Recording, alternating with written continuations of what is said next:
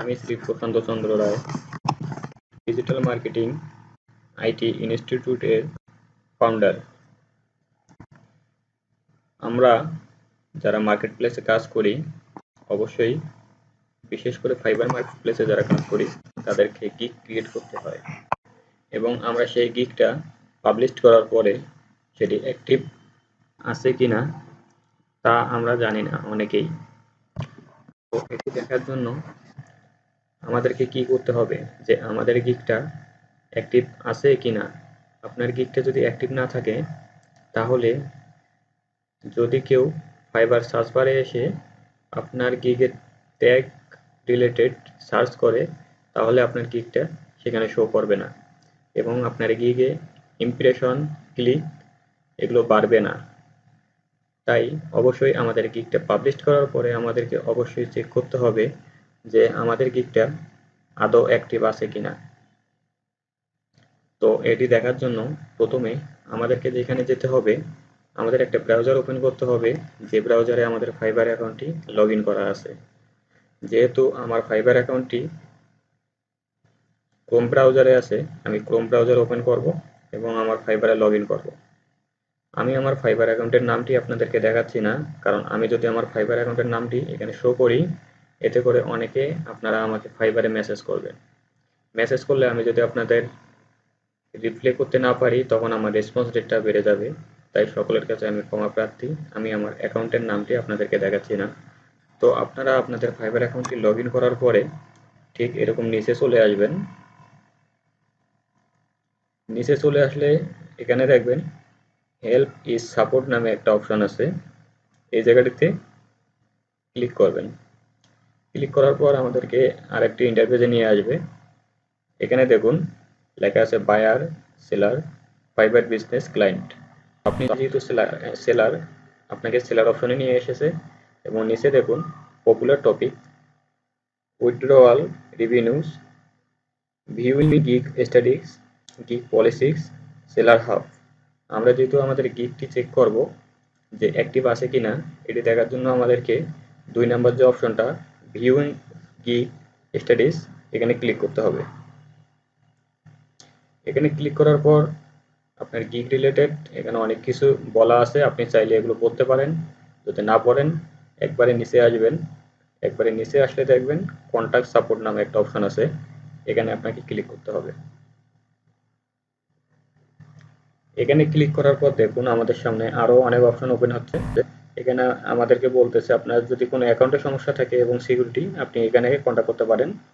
আপনার buying on fibre, আপনি যদি বায়ার হন তাহলে এখানে, আপনি যদি সেলার হন সেলিং অন ফাইবার, এখানে ক্লিক করবেন।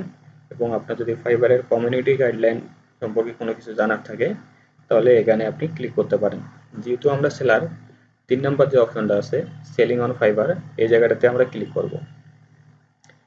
এই জায়গাটাতে ক্লিক করার পর দেখুন সিলিং অন ফাইবারে অনেকগুলো অপশন আছে। আপনার কি পেমেন্টের কোনো সমস্যা, এবং পেমেন্ট উইথড্র দিয়েছেন, এটা আসতেছে না, বা আপনার ওখানে ক্লোজ দেখাচ্ছে, তাহলে আপনি এই জায়গাটাতে ক্লিক করতে পারেন। আপনার কি অর্ডার রিলেটেড কোনো সমস্যা, তাহলে আপনি অর্ডারের জায়গায় ক্লিক করতে পারেন।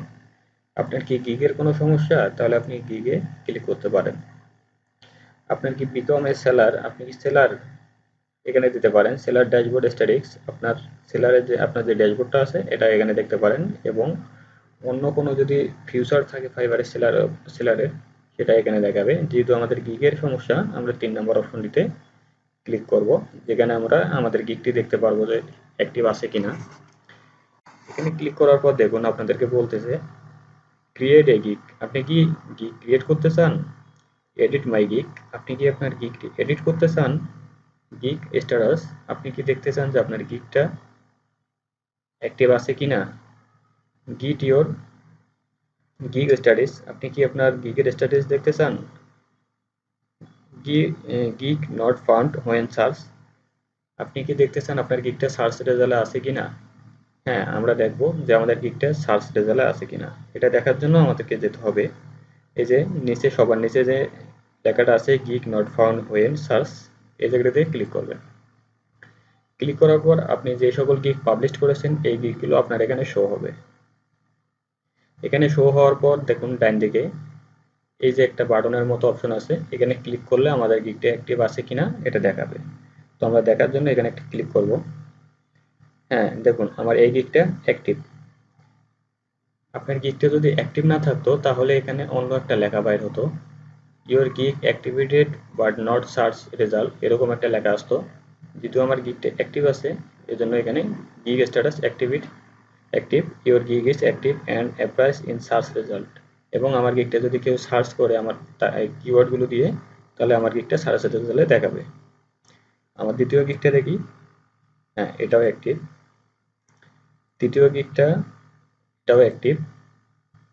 চতুর্থ গিগটা এটাও অ্যাক্টিভ। পঞ্চম গিগ এটাও অ্যাক্টিভ।